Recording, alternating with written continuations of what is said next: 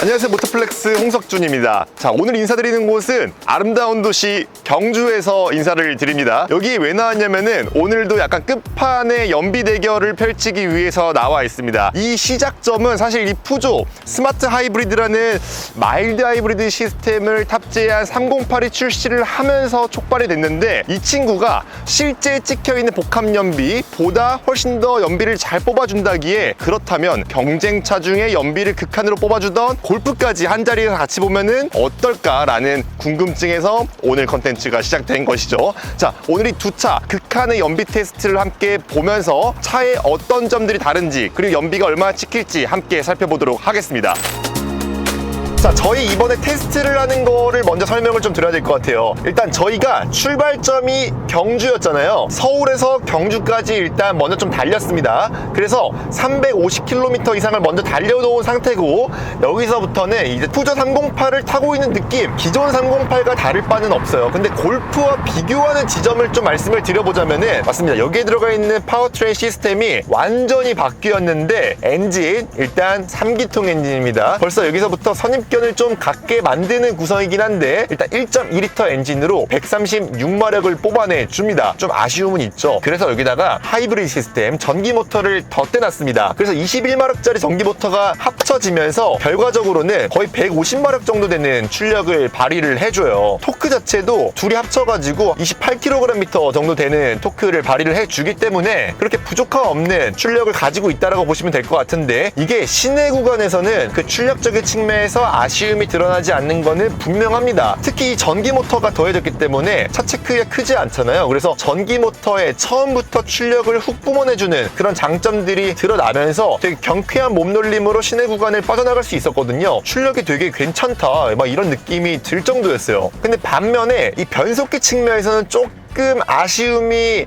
묻어납니다. 왜냐하면 지금 고속도로가 약간 막히는데 이렇게 가다서다 하는 와중 있잖아요. 그리고 정지 상태에서 출발하는 과정, 이런 부분에서 울컥거림을 만들어야 합니다. 이게 이번에 스마트 하이브리드 시스템을 넣어놓게 되면서 여기에 들어가 있는 변속기가 6단 DCT로 바뀌었어요. 그러면서 이렇게 약간 멈췄다가 또 출발하는 이런 과정에서 약간의 울컥거림이 느껴진다는 거, 이게 약간 불규칙적이라는 게 아쉬움을 약간 더하는데, 이렇게 지금 같은 상황에서는 또 안 느껴집니다. 근데 어떤 상황에서는 이렇게 지금도 느껴지고, 이게 시스템이 일정한 패턴을 가지고 간다면은 이 사람이 조절을 해가면서 편안함을 이끌어낼 수가 있거든요. 근데 지금처럼 약간 어떤 상황에 울컥거리고 어떤 상황에 울컥이지 않는지 미리 좀 울컥거림을 제어할 수 없다는 거, 이런 것들은 좀 아쉬움으로 다가옵니다. 그리고 하이브리드 시스템을 넣어놨기 때문에 회생제동도 꽤 강하게 들어오고 있는데, 회생제동이 들어오는 것도 내가 조절을 할 수 없다는 게 약간 아쉬움이에요. 시내공을 달릴 때 회생제동이 생각보다 좀 세게 들어와가지고 이 기능을 좀 줄이거나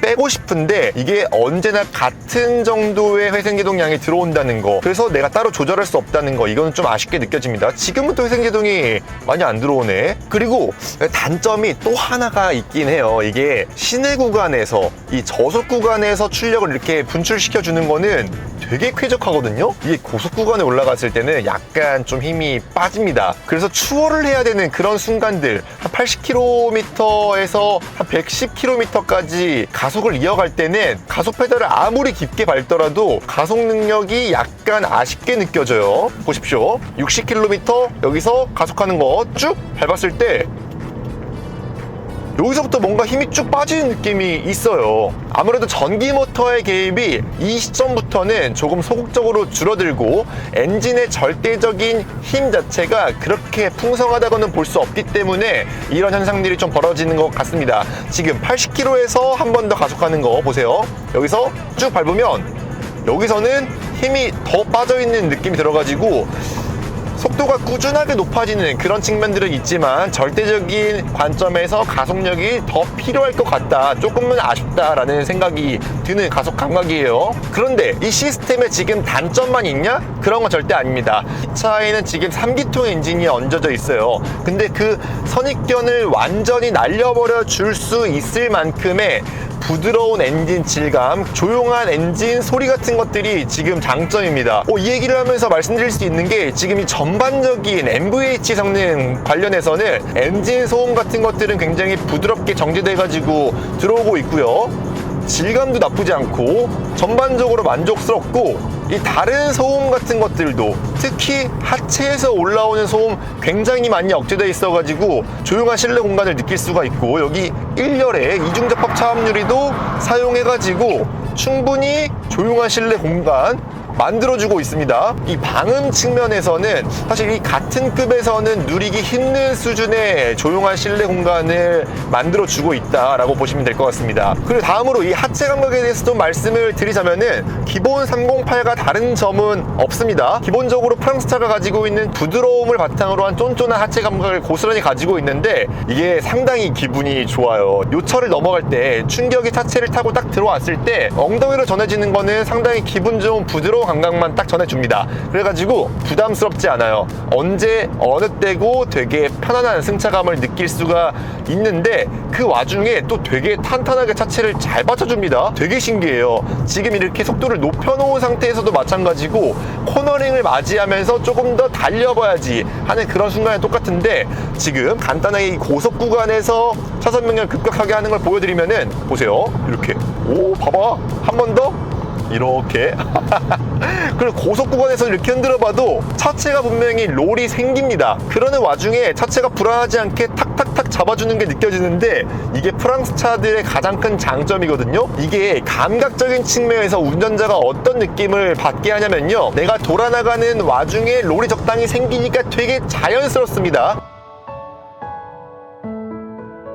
자, 이번에 폭스바겐 골프로 자리를 옮겼습니다. 지금 골프는 파워트레인 먼저 얘기를 할 때가 아닌 것 같아요. 아까 푸조를 타면서 전반적인 고급화를 통해서 실내의 MVH 성능이 상당히 높은 수준에 와 있다라고 말씀을 드렸었는데, 지금 골프로 이동해 오자마자 느껴지는 이 MVH 관련 성능들은 이거 약간 실망스럽습니다. 우선 가장 먼저 좀 거슬리는 게 이 노면을 타고 올라오는 소음인데, 방음을 이렇게까지 안 했었나 싶을 정도로, 푸조 308과 비교하면은 진짜 노면 소음이 거의 그대로 올라오는 것 같아요. 이 휠하우스에 방음제를 좀 더 발라줘야 되지 않을까?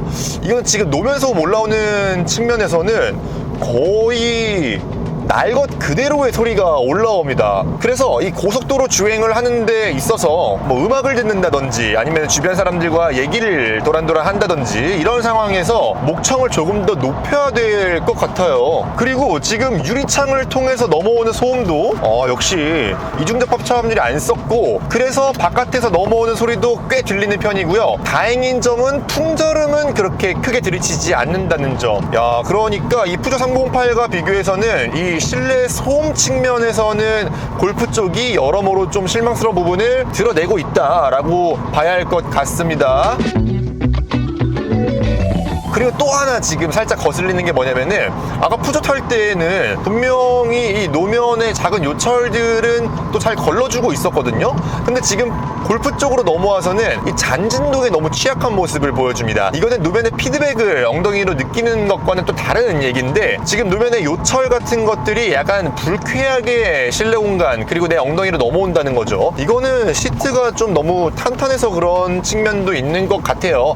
확실히 이렇게 보니까 이 승차감 측면, 전반적인 편안함 측면에서는 푸조가 약간 앞서 있는 게 아닌가라는 생각을 할 수 있을 것 같아요. 근데 분명히 이 골프가 우위를 보이는 측면도 있습니다. 지금 이 파워트레인 부분인데, 아니 그 골프에 디젤 엔진 들어가가지고 그게 무슨 장점이 있냐, 시끄럽고 덜덜거리기나 하지, 이렇게 얘기하기에는 지금 골프에 들어가 있는 디젤 엔진은 이점들이 너무 많아요. 일단 간단하게 스펙을 좀 말씀드리자면은, 여기에 들어가 있는 엔진 2.0L 디젤 엔진이 들어가 있습니다. 최고 출력은 148마력을 발휘를 하고요. 최대 토크는 36.7kgm를 발휘를 합니다. 기본적으로 이 엔진이 가지고 있는 질감이나 소음 같은 것들은 상당히 많이 억제가 되어 있어요. 방금 말씀드린 그 소음 측면들은 이 노면을 타고 올라오는 소음, 바깥에서 들어오는 소음, 이런 것들은 좀 취약하지만 지금 엔진 소음 자체는 많이 억제가 되어 있거든요. 그도 그럴 게, 정지 상태에서 지금 이 골프에 시동을 걸어 놓으면은 이 엔진이 되게 조용하다는 걸 확 느낄 수가 있습니다.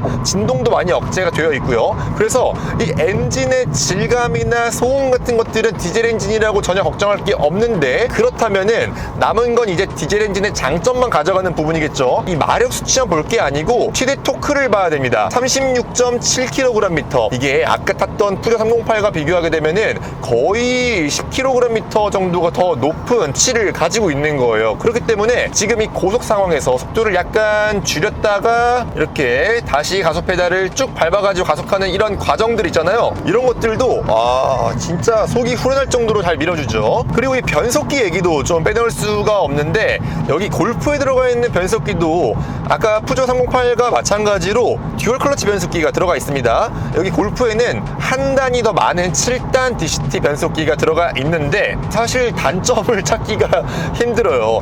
같은 듀얼 클러치 변속기를 썼는데 무슨 차이가 그렇게 크냐라고 물어보실 수 있겠지만, 이 폭스바겐이라는 브랜드는 듀얼 클러치 변속기를 이 일반 대중차들에 넣기 시작한 지 상당히 오랜 시간이 지났습니다. 그렇기 때문에 처음에 나왔을 때는 이 듀얼 클러치 변속기가 가지고 있는 단점들을 폭스바겐에서도 초창기 때는 좀 느낄 수가 있었지만, 지금에 와서는 많은 노하우들을 접목시켜가지고 그런 단점들을 극복해냈다는 겁니다. 토크 컨버터를 뺨칠 정도로 부드럽고 매끈하고 심지어 빠르게 움직여주는 변속기가 지금 여기 폭스바겐 골프에 들어가 있는 듀얼 클러치 변속기라고 보시면 될 것 같습니다.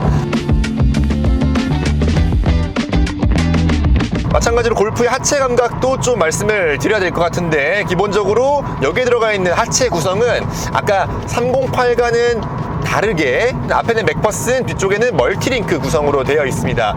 이 하드웨어 측면에서부터 확실한 이득을 가져가고 있는 거죠. 한마디로 얘기해서 독일차답다라고 얘기를 할 수 있을 것 같은데, 이 308과 비교해서는 확실히 그 롤 제어가 좀 억제되어 있다는 느낌이 들고, 이렇게 억제되어 있는 움직임이 받쳐주다 보니까 내가 상상하는 거 이상으로 안정감을 크게 느낄 수 있는 하체 구성이다라고 보시면 될 것 같아요. 이 폭스바겐 골프라는 차는 사실 독일의 아우토반도 달려야 되는 그런 숙명을 떠안고 있는 차잖아요. 그래서 이렇게 고속으로 달리는 상황에서도 어떤 순간에도 안정감을 잃으면 안 되기 때문에 이런 세팅을 하고 있다고 보시면 될 것 같고, 근데 지금 골프를 타면서 처음부터 말씀드렸다시피 이 노면의 잔진동 같은 것들은 좀 불쾌한 진동들이 고스란히 좀 올라와요. 이게 사실 이 서스펜션 구조만 봤을 때는 308보다 골프가 이 불쾌한 잔진동들이 308보다는 조금 덜어지지 않을까 이런 기대를 했었는데, 진짜 이번에 시승하면서는 그런 점들이 보기 좋게 좀 깨지고 있는 것 같습니다. 드디어 이제 다시 서울로 돌아와가지고 지금까지 총 주행한 거리는 634km, 636km 차이가 있는 이유는 같이 타고 온 기자가 길을 좀 잘못 들어가지고 2km 정도 돌아왔기 때문에 차이가 나는 거예요. 근데 연비 차이는 생각보다 드라마틱하게 차이가 났습니다. 옆에 있는 골프 같은 경우에는 저희가 저번에 측정했던 것보다 훨씬 더 많은 연비를 기록했어요. 리터당 20.5km를 달릴 수 있다고 찍혀 있고요. 푸조 308 스마트 하이브리드 같은 경우에는 기대보다는 조금 낮은 연비를 기록했습니다. 리터당 15.8km. 아무래도 가솔린 엔진이다 보니까 이 작은 엔진을 고속도로 상황에서 조금 더 쥐어짜면서 달렸고, 그래서 조금 차이가 벌어진 게 아닌가 싶긴 한데, 기대보다는 그래도 조금 덜 나온 연비라고 생각이 되네요. 자, 그런데 이 연비만 중요한 게 아니고 이 두 차를 타면서 이제 비교되는 지점들이 많이 있었는데, 골프는 확실히 전반적으로 쾌적한 느낌이 강했는데 단점도 분명히 존재했습니다. 승차감이 조금 더 단단했고, 그리고 불쾌한 진동이나 이 소음 측면, 장거리를 이동하는데 만약 연비만 중요한 게 아니잖아요. 얼마나 편안하게 이동할 수 있는지도 중요한 요소인데 조금 너무 시끄러웠다, 그런 점들이 단점으로 꼽혔고, 이 푸조 같은 경우에는 승차감이나 이 방음 측면에서는 훨씬 더 편안한 감각을 보여줬다는 거, 이런 점들이 장점으로 다가옵니다. 여러분들 이 두 차 중에 혹시 고민 중이시라면은 오늘 영상 도움이 되셨길 바라면서 저희는 다음 영상에서 찾아뵙겠습니다. 감사합니다.